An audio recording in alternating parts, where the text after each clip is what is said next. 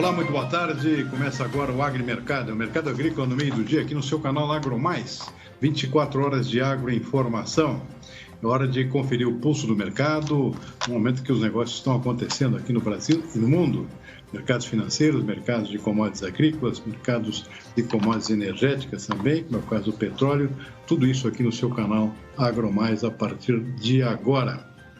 Hoje é sexta-feira, final de semana. Olha, mercados muito voláteis nessa sexta-feira, andando de um lado para o outro aqui, tanto o mercado de commodities quanto o mercado financeiro. Bom, vamos começar pelo mercado financeiro aqui no Brasil, que esse sim parece que tem um rumo bem definido, que é o do dólar. Começando pelo dólar aqui, volta a despencar nesse início de tarde de sexta-feira, agora a queda de 1,3%. Dólar a R$ 4,77, 4,77, quem diria, hein? Uma despencada geral do dólar, foi praticamente toda semana, todos os dias, uma queda aqui. Pressão de oferta de dólares entrando aqui no mercado, uma enxurrada de dólares, pessoal investindo no nosso mercado financeiro, nossa renda fixa aqui de 2 dígitos, claro, atrai qualquer investidor do mundo inteiro, sem contar os resultados das vendas de commodities, que também significa entrada de dólar aqui, né? Commodities agrícolas, com os preços lá nas alturas, petróleo também, minério de ferro, tudo isso significa entrada de dólares aqui via exportações. Esse, pelo menos, é bastante bem-vindo. Tudo isso derruba a cotação da moeda brasileira, 4,77, fortalece o real, na verdade, caiu o dólar, fortalecendo a moeda brasileira.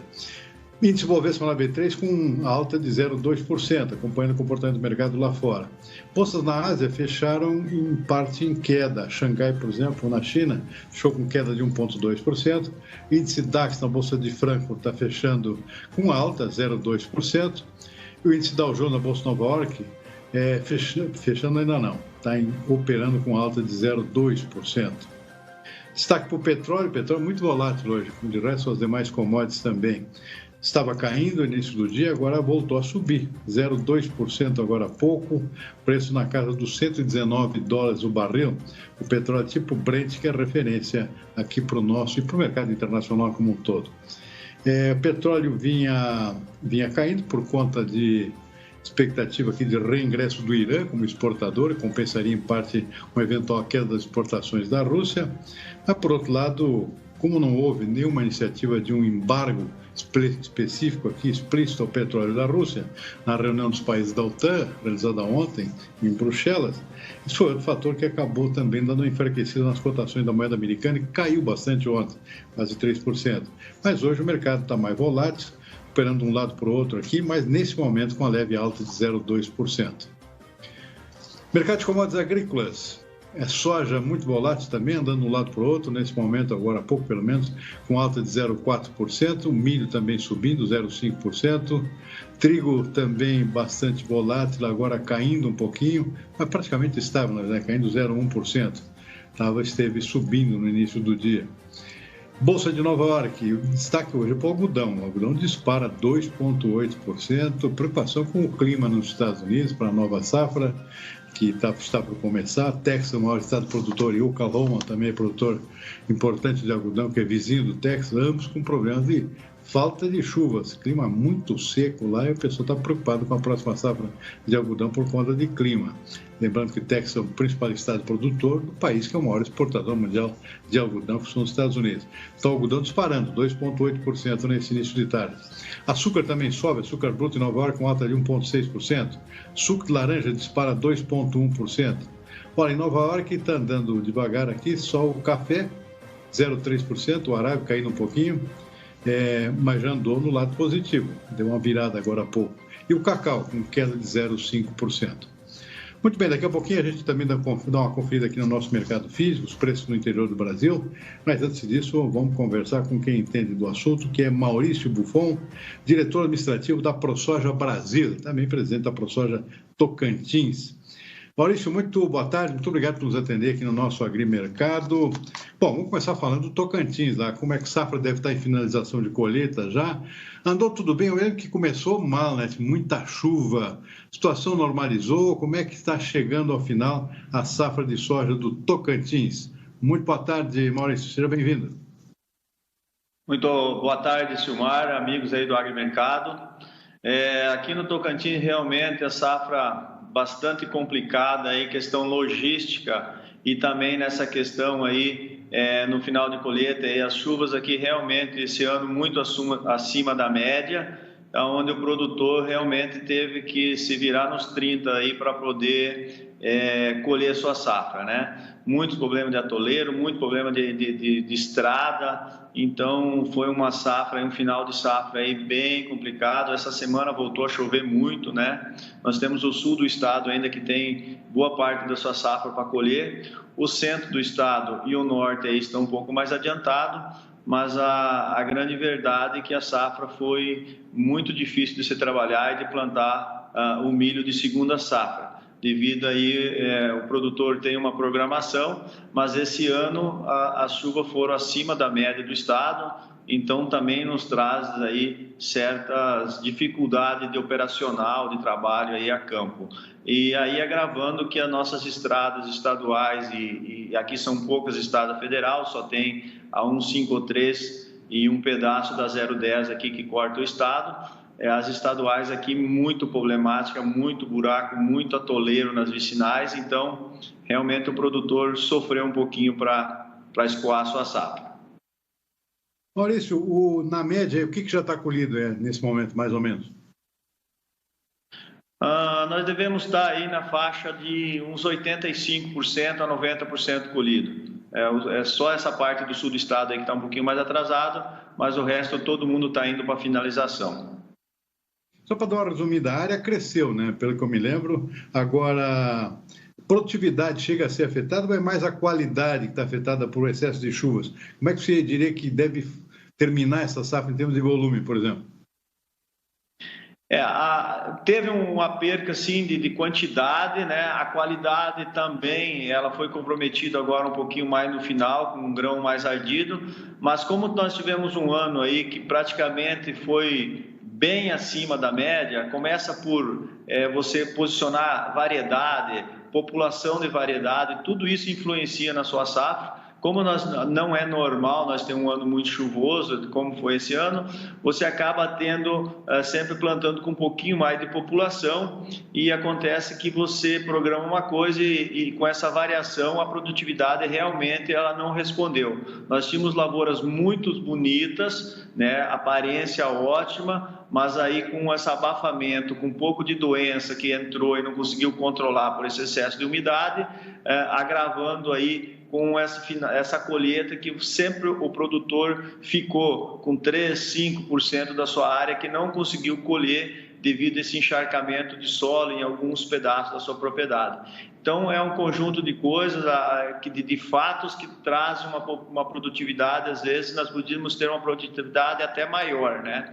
A ideia do nosso estado era ter crescido em produtividade na faixa de uns 5%, acreditamos que não vai dar isso aí, mas é uma safra boa, além de todas as dificuldades, tem alguns produtores com mais dificuldade, mas é uma safra boa aqui para o estado, uma média aí um pouquinho melhor que o ano passado. O ano passado nós estávamos aí 52, 53 sacos, esse ano a gente acredita aí na faixa de 55 sacas de média, o estado como um todo. Lembrando que nós temos muitas áreas novas, né, a serem consolidadas, então por isso que o estado ainda não atinge uma média aí mais alta um pouco aí devido a essas áreas ser consolidadas que demoram 3 a 4 anos para isso acontecer. Ora, comercialização como é que anda? O produtor ainda está com o pé no freio aqui ou está aproveitando os preços atuais e vender alguma coisa na frente aí? Como é que está o cenário comercial? Essa safra ainda, quem tem soja para vender deu uma segurada, né? O mercado deu uma esfriada nesses últimos 10 dias, então o produtor está um pouco preocupado. Nós temos bem apreensivo, né? E safra nova, muita gente já vinha fazendo alguma programação, o produtor sempre vende quando ele compra os seus insumos. O momento está muito delicado para a compra de insumos, né? Realmente a gente não consegue fazer uma relação de troca, aí, principalmente quando se trata de fertilizante. Então a safra nova está bem travada, né? A safra 22, 23 aí bem travada, muito poucos negócios. e essa safra velha aí nesses dias agora também a comercialização esfriou. Agravado aí com uma série de logística, nós temos um probleminha de logística aqui, então isso tudo deu uma esfriada na comercialização nesses últimos 10 dias aqui no estado. Maurício, uma das grandes preocupações que está surgindo aqui é com relação à próxima safra, questão dos fertilizantes, né? Além dos preços que estão lá para as alturas, que já tinham subido bastante, e tem toda uma perspectiva aqui de falta de insumos para fertilizantes, em função de toda essa questão da guerra. Aliás, o problema já havia acontecido antes, até em função da própria pandemia. Agora que esse negócio da guerra na Ucrânia ficou tudo muito complicado, a própria ministra da Agricultura está peregrinando o mundo afora para tentar ver se consegue um suprimento um pouco maior. Agora, como é que vocês na ProSoja, você também dirige a ProSoja Brasil, estão enxergando esse cenário? Que tipo de medida pode ser adotada para contornar? Tem alguma iniciativa direta, por exemplo, de compra de fertilizantes por parte da ProSoja? Como é que você está enxergando todo esse cenário? O fertilizante hoje, Silmar, é o grande problema nosso. Essa próxima safra é muito complicada e muito comprometida por fertilizantes, né? A orientação que nós temos feito algumas reuniões a nível da ProSoja é que o produtor tenha cautela. A gente sabe que esse insumo ele é fundamental, mas ele também pode ser substituído por hoje os pó de rocha e também por uma diminuição de fertilizante devido às suas análises, né? Então a recomendação é que o produtor faça as suas análises de solo, vê se ele tem reserva no solo, se ele tiver, ele que use essa reserva nesse momento.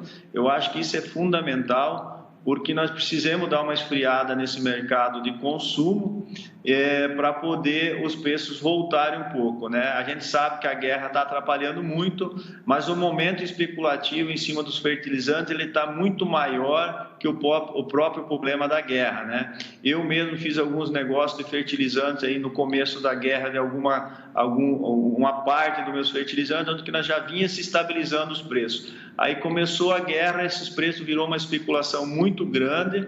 Então, eu acho que o momento é de nós fazermos as análises de solo muito bem feitas, talhão a talhão, e se puder recorrer a diminuir uma parte desses fertilizantes, o produtor tem que usar essa reserva, que uma diminuição desses fertilizantes também acarretará na acomodação dos preços, né? A especulação hoje, eu digo que ela está maior do que a própria guerra, né?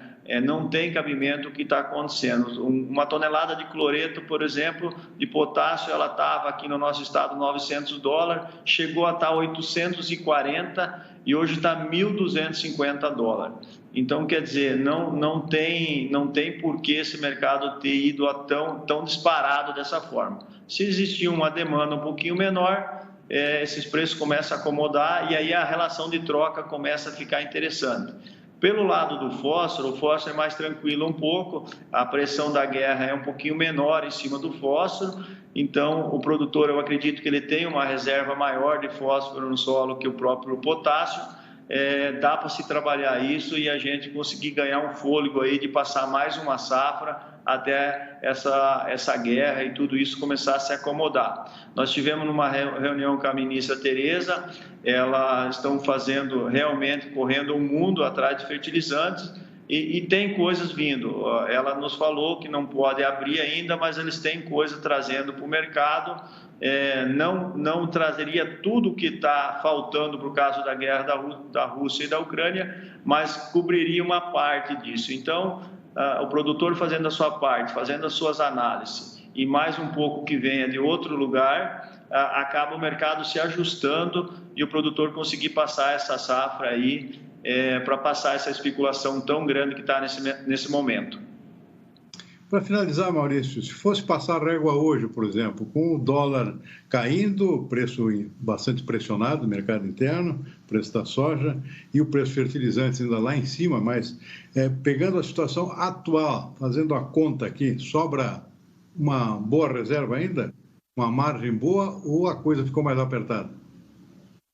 Não, Silmar, hoje nós não temos conta para fechar. Com esse fertilizante é $1.200, por mais que o dólar caiu um pouco, nós não temos conta.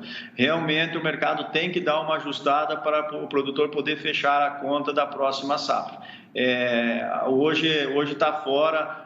Os químicos em si também subiu muito, então precisa que dar uma voltada. Essa questão do dólar voltar um pouquinho, o mercado está em alta, o produtor também tem que ser consciente. Eu acho que esse dólar recuando ele é bom para o país, né? Porque tem muita coisa atrelada a dólar, então as nossas commodities estão num preço bom. O detalhe é que o nosso custo subiu muito, né? Então, esse mercado tem que realmente se ajustar e o dólar um pouquinho mais fraco, eu acho que faz bem para a economia do país como um todo e nós precisamos entender isso como produtor rural. Muito bem, está aí o recado de Maurício Buffon, diretor administrativo da ProSoja Brasil e também presidente da ProSoja Tocantins. Maurício, muitíssimo obrigado pela entrevista, sorte aí com a safra nova, vamos torcer para as coisas melhorarem. Uma boa tarde, um bom fim de semana, né? Obrigado igualmente a todos os amigos aí. Obrigado. Muito bem, vamos em frente com o nosso agrimercado desta sexta-feira, último dia útil da semana, mas com muita informação aqui para a gente divulgar. Bom, antes disso, vamos dar uma conferida no nosso mercado físico interno aqui, começando pela soja. O preço da soja bastante pressionado, como a gente comentou aqui, pelo câmbio principalmente. O dólar não para de cair, então os preços também caem. O preço da soja aqui, mesmo quando o Chicago sobe um pouco. Estou vendo aqui Passo Fundo com queda para 201,50. Cascavel no Paraná também caindo bastante, para 193. Rondonópolis cai para 183. Rio Verde cai para 178. Dourados caindo para 185. Sorriso também com queda 0,6% para 1,75%. Barreiras, lá no Oeste Baiano também, com queda 1,9% para 178,50%. Enfim, não tem nenhuma alta que eu estou enxergando aqui. Vamos para o milho. Preço do milho no mercado interno estáveis. Pelo menos até amanhã de hoje, ou seja, isso aí pode mudar ainda, mas sem alterações. Sul do país, Carazinho, por exemplo, segue lá nos R$100 por saca, um preço bastante elevado, mas sem alterações pelo menos até amanhã desta sexta-feira. Bom, vamos em frente, daqui a pouco a gente vê mais mercado físico. Hoje o IBGE divulgou a prévia do Índice Nacional de Preço ao Consumidor Amplo, IPCA 15, uma prévia da inflação, da inflação oficial, e um susto aqui, acima da expectativa, uma alta de 0,95%, agora essa prévia para o mês de março. Esse foi o maior desempenho do indicador desde março de 2015. Mesmo assim, a alta foi 0,04% menor que a taxa alcançada em fevereiro e 2 pontos percentuais abaixo do que foi observado em março de 2021. Em 12 meses, o índice acumula crescimento de quase 11%. Dentre os grupos de produtos e serviços pesquisados, todos tiveram altas significativas, com atenção especial para alimentação e bebida, que subiu 1,95%, resultado influenciado pelos preços dos alimentos de consumo em domicílio, como cenoura, tomate, batata inglesa e frutas. Para a saúde e cuidados pessoais, que apresentou crescimento de 1,3% depois de leve queda em fevereiro, e também os transportes, com alta de quase 0,7%. Para esse grupo, o maior impacto foi devido ao reajuste do preço dos combustíveis nas refinarias e pelas altas do diesel. Juntos, os 3 grupos representaram cerca de 75% do impacto total do IPCA 15 de março. A cenoura nesse índice aumentou 45,66%, tomate 15,5%, enfim, os hortigranjeiros pesando bastante nesse índice, acima da expectativa aqui, especialmente puxado novamente pelos alimentos. Bom, os Estados Unidos vão aumentar o fornecimento de gás natural liquefeito para a União Europeia em 15 bilhões de metros cúbicos já a partir desse ano, para minimizar a dependência energética da Rússia. São as conclusões da reunião realizada em Bruxelas no dia de ontem. Depois de uma reunião em Bruxelas, o presidente norte-americano Joe Biden e a presidente da Comissão Europeia, Ursula von der Leyen, anunciaram uma força-tarefa conjunta. O painel terá como objetivo encontrar alternativas de fornecimento, diminuir a demanda geral e reduzir as emissões de gases de efeito estufa usando energia limpa. Biden explicou que a Comissão Europeia vai trabalhar com os Estados-membros para armazenar gás em todo o continente, construir mais infraestrutura para o recebimento e tomar medidas para aumentar a eficiência do combustível. A dependência da Europa do gás e do petróleo russos provou ser um grande ponto de discórdia nos esforços ocidentais para punir Moscou pela invasão à Ucrânia. Enquanto os Estados Unidos proibiram as importações de energia da Rússia, a Europa resistiu em cortar os suprimentos por ser altamente dependente. Só a Alemanha, a maior economia do bloco, depende da Rússia para quase 50% de seu gás natural.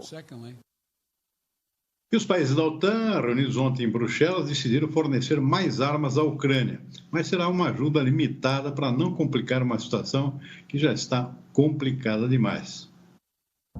Um mês de guerra, uma Ucrânia devastada e uma crise humanitária com milhões de refugiados. Nos microfones, um presidente que tem insistido na comunicação. Volodymyr Zelensky falou no começo da reunião da OTAN em Bruxelas, na Bélgica. Pediu mais uma vez por ajuda militar ao Ocidente. Nos bastidores, a OTAN até tentou pegar pesado nas últimas semanas. Prometeu ações mais fortes. Mas a dose, dessa vez, foi moderada com uma receita mais convencional. Zelensky pediu por tanques, foguetes e caças, mas vai levar apenas armamentos mais leves e uma ajuda financeira. Além disso, a OTAN concordou em reforçar as tropas nos países que fazem parte da aliança.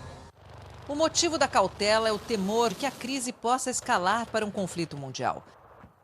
A Ucrânia não faz parte da aliança, mas um ataque a um país membro ou até um envolvimento direto poderia levar a uma terceira grande guerra. O secretário-geral da OTAN também sabe que os russos têm um arsenal nuclear vasto. Estamos preocupados porque a Rússia está tentando criar algum pretexto para usá-las, disse Jens Stoltenberg. A Rússia já disse que pode apertar o botão nuclear se for ameaçada pelas tropas da organização. O presidente americano Joe Biden disse que revidaria um ataque nuclear dos russos com a mesma força e aproveitou a fala na OTAN para alertar a China sobre as consequências econômicas de apoiar Putin. Já foram 4 rodadas de sanções e o Ocidente vem prometendo novas restrições. Os Estados Unidos já se adiantaram e decidiram congelar bens de fabricantes de armamentos, políticos e bancos russos. Enquanto isso, em Moscou, a Bolsa de Valores reabriu depois de um mês fechada. Alta superior a 4%, puxada, lógico, pela força das empresas de energia russas. E a União Europeia decidiu lançar um pacote de 500 milhões de euros para apoiar agricultores durante a guerra na Ucrânia. Grande parte deles vem sofrendo com a disparada dos custos de produção, especialmente combustíveis e defensivos agrícolas. Líderes da OTAN, União Europeia e também do G7 estão em Bruxelas, estiveram ontem, unindo esforços para aplicar novas sanções ao governo russo. Além do apoio financeiro, o bloco europeu também vai permitir que áreas em que a terra está em repouso, algo similar ao nosso vazio sanitário, possam ser usadas nesta safra sem que os produtores percam subsídios ambientais. A expectativa é de que as medidas devam ajudar a cobrir um déficit de 25 milhões de toneladas nas exportações de trigo na Ucrânia nas safras 2021-2022 e 2022-2023. A União Europeia se mostra preocupada com o abastecimento alimentar no mundo. Sabemos que esses países da África, do Oriente Médio, têm mais dificuldade para comprar trigo e outros grãos. Alguns dependem 80% da produção russa. E a guerra na Ucrânia impossibilita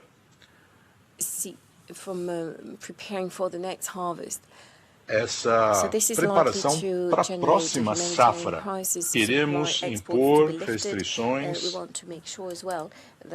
queremos garantir o abastecimento alimentar para que a Ucrânia também possa se preparar para a próxima safra.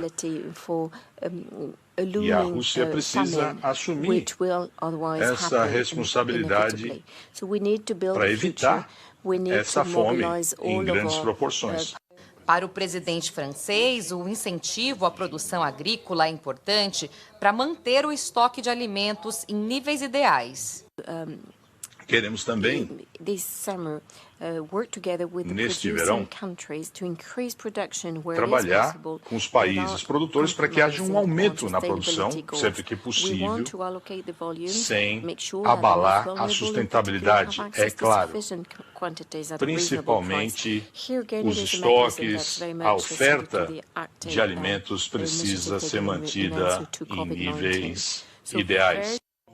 O presidente dos Estados Unidos, Joe Biden, que também está em Bruxelas, afirmou que o país vem debatendo, junto ao G7, medidas para aumentar a produção e distribuição de alimentos e assim diminuir o risco de escassez alimentar no mundo. A Rússia e a Ucrânia são o celeiro do mundo. No caso do trigo, por exemplo, isso é bem claro.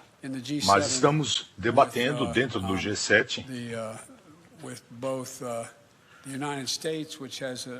tanto os Estados Unidos, que é o terceiro maior produtor de trigo do mundo, assim como o Canadá, que também é um produtor importante.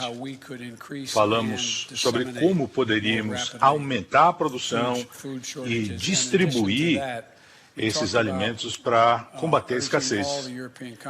Falamos também em pedir para que outros países europeus e outros eliminassem restrições comerciais para poder exportar mais alimentos.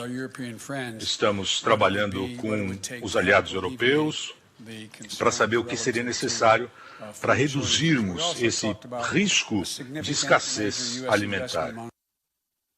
Muito bem, com isso nós vamos ficando por aqui com o nosso agrimercado desta sexta-feira. Daqui a pouco, às 18h30, estamos de volta com o consultor AgroMais e o fechamento dos mercados no dia de hoje e também no saldo da semana. Uma boa tarde e até mais.